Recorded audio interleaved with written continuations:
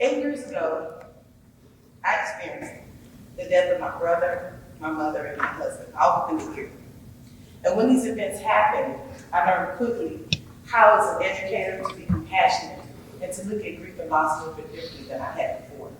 I want to share some of those thoughts with you today. Are we expecting students who have suffered grief and loss? Are we expecting them to fit into a box? Whether we agree with that or not, we are. I'm going to talk about that today. Grief affected my 3 children, who are 8, 9, and 3 at the time, when my family members passed away. One thing that made our grief unique was that my mother was a retired teacher and my husband was a coach at the local middle school. And both of them passed away during the school year.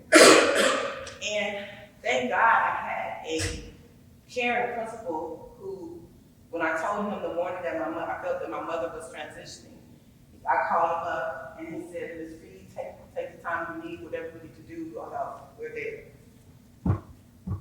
I know from that experience and talking to other teachers and educators and people in general that not everyone has had that experience.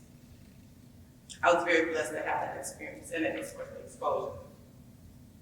I know that in this world, people can be very cruel when it comes to missing work and not being supposed to be needed. But you might be asking yourself, why should we care about this? I'll tell you why. As a teacher, a principal, a counselor, school secretary, it is our job to make sure that our students feel safe and secure. How do we do that? By being sensitive to those students who have lost a loved one. Many times, like my children suffer loss, many times you just don't know what to say. And a lot of times you don't have to say anything. Just be sensitive to their needs. No, I'm not asking the school counselor to do 20 sessions 4 days a week with the student. I know that that's not always the answer, and that's not the answer through the scheduling. But I am asking us, and I'm asking schools, to be more sensitive to students' needs.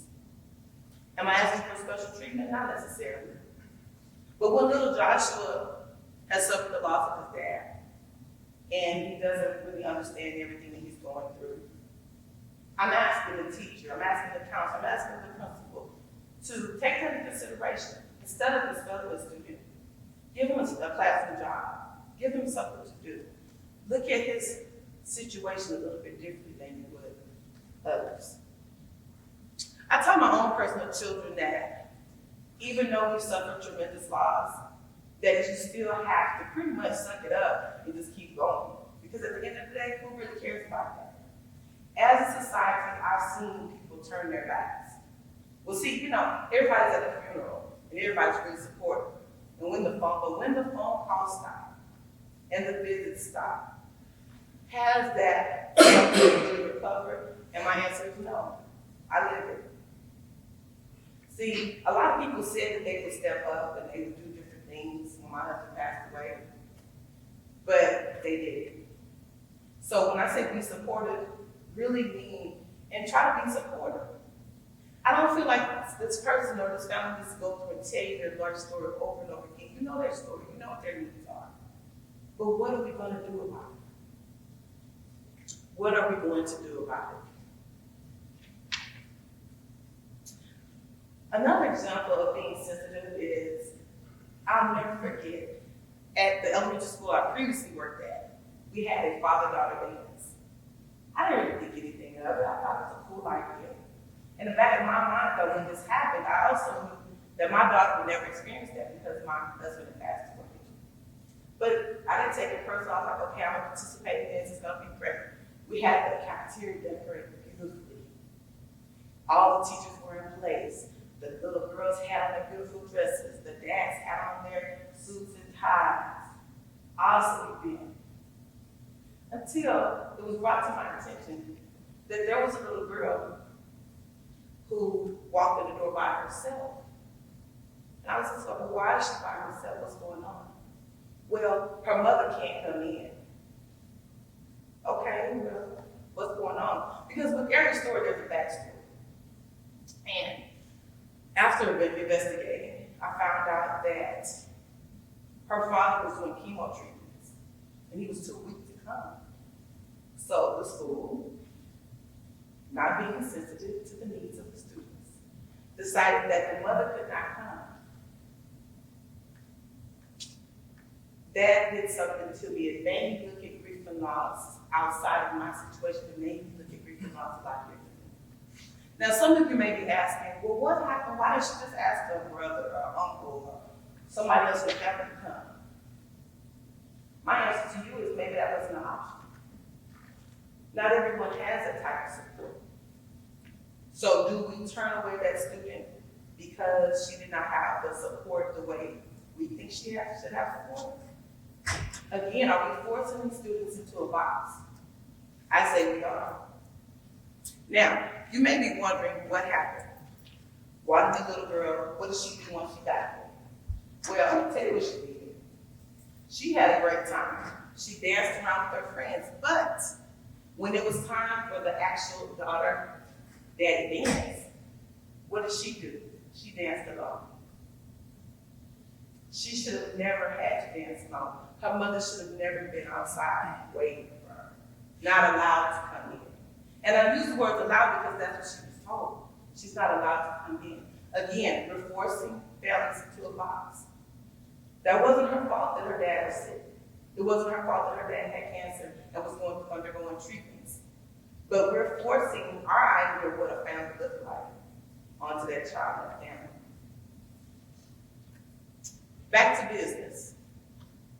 Back to business we go. But it wasn't back to business for that family. Because see, once a parent dies or a family member dies, it's critical to the family. Or have we checked to see, do they have everything that they need? Do we know if there are any other needs outside besides losing the income? What about supportive needs? Are they undergoing counseling? A lot of times in schools and society in general, we say next.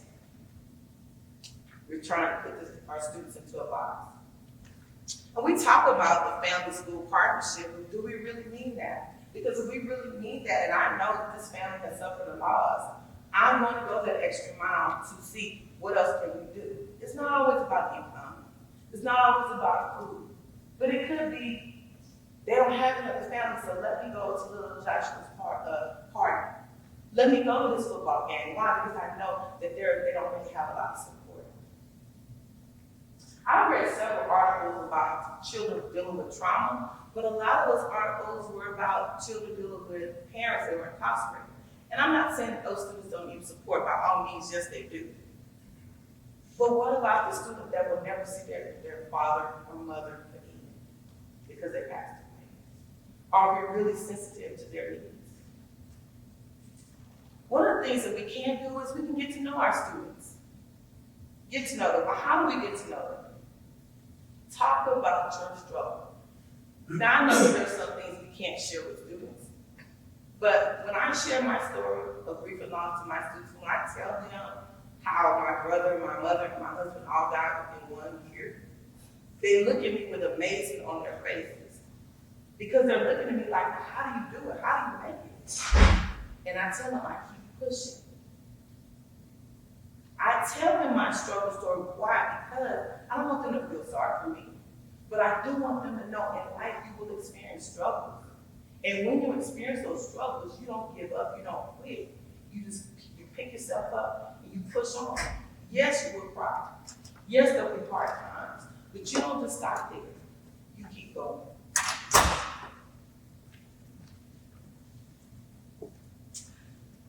After sharing my struggle story with my students, I had a student who shared with me her story about coming to the United States for the first time, leaving her home country and coming here, and how she felt. She was alone, scared.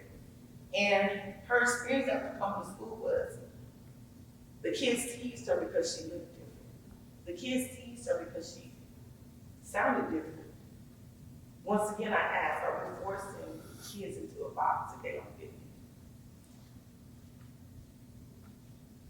Students will open up to you once they know that you've had a struggle too, and they know that they're not the only ones. Another thing that we need to do in schools is we need to have these uncomfortable conversations. Have support for our students. Talk about it as an adult, but also be supportive with our students as we are with our coworkers. A lot of times, being that I've been teaching 15 years, I know the who's who and the what's what of school and who did this and what's happened.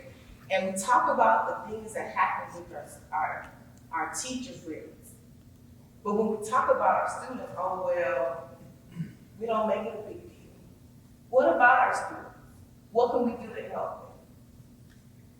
Are we making our own business? And I'm not against home business, I just feel social worker. I'm all for it. What can we do to help our students? Model being respectful to all, and I think that's where our society is lacking a lot.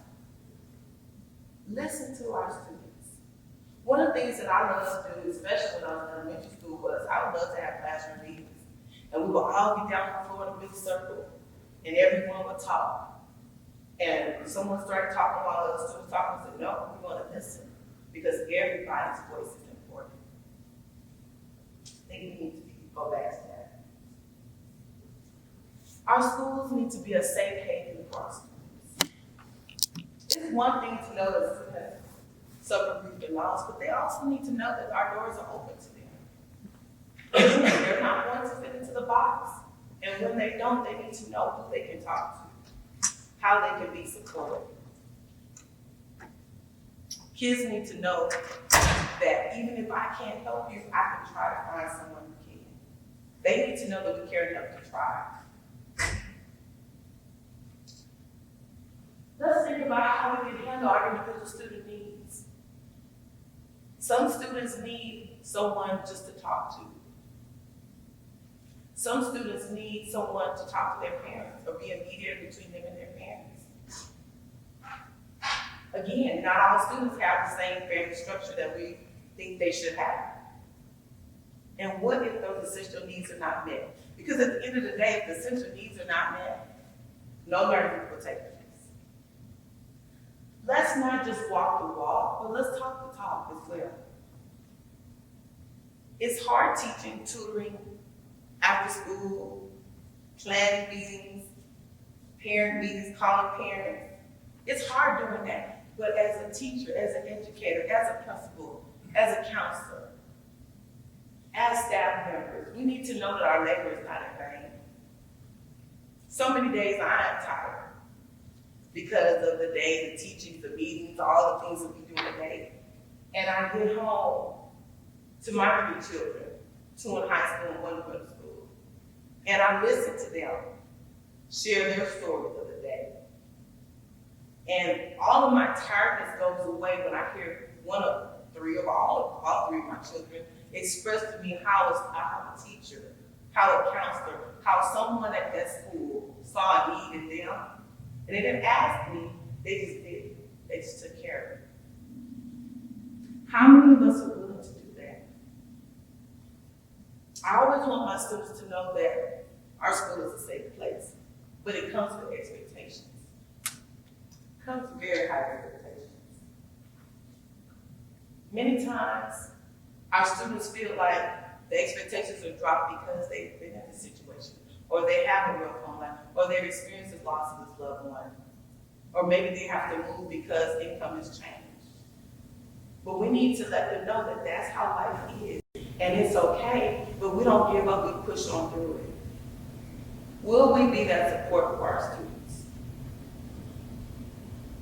Will we support our students even when they don't fit inside the box?